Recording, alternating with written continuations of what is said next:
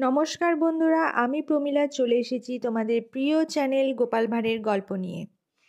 আজ আমি আপনাদের জন্য যে গল্পটি নিয়ে এসেছি, গল্পটির নাম গাছে রইল কাঁঠাল, গোঁফে মাখো তেল।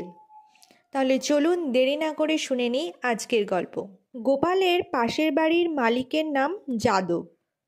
তার বাড়ির উঠোনে বেশ বড়সড় একটি কাঁঠাল গাছ ছিল। গাছটাতে প্রতি বছর ইয়া পেল্লাই প্রচুর কাঁঠাল ধরে। সেগুলো দেখতে যেমন লোভনীয় তেমনি মিষ্টিও সুস্বাদু। একবার গাছটায় প্রচুর কাঁঠাল হয়েছিল। একটি কাঁঠাল পেকেছে, তার গন্ধ বাতাসে বয়ে পাড়া মাত করে তুলেছে। সেদিন গোপাল যাদবের বাড়ির পাশের ছোট্ট পথটি দিয়ে যেতে গিয়ে দেখল সে গাছের ছায়ায় একটি জলচৌকি পেতে বসে যত্নের সঙ্গে তেল মেখেই চলেছে যাদব। খাঁটি সর্ষের তেল। গোপাল থমকে দাঁড়িয়ে পড়ল।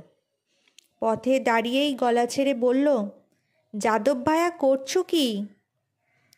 যাদব মুচকি এসে বলল, গাছে একটি কাঁঠাল পাক ধরেছে কিনা আগে ভাগেই গোঁফে তেল মাখিয়ে রাখছি। কাল সকালে মচমচে মুড়ি দিয়ে ওর সদ্ব্যবহার করব। কিন্তু বরাতে আর তার কাঁঠাল জুটল না। সে রাত্রেই সেটি চুরি হয়ে গেল। পরদিন সকালে যাদব আক্ষেপ করে গোপালকে বলল, ভায়া, গোঁফে তেল মাখানো বৃথাই গেল। আমার স্বাদের কাঁঠালটি চুরি হয়ে গেছে।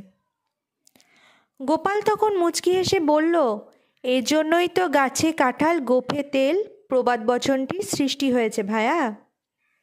তো বন্ধুরা, গল্পটি আপনাদের কেমন লাগলো অবশ্যই লাইক, শেয়ার, কমেন্টের মাধ্যমে জানাবেন এবং চ্যানেলে যদি নতুন হয়ে থাকেন চ্যানেলটিকে সাবস্ক্রাইব করে আমার পাশে থাকবেন। ফিরে আসবো খুব তাড়াতাড়ি নতুন একটি গল্পের সাথে। ধন্যবাদ।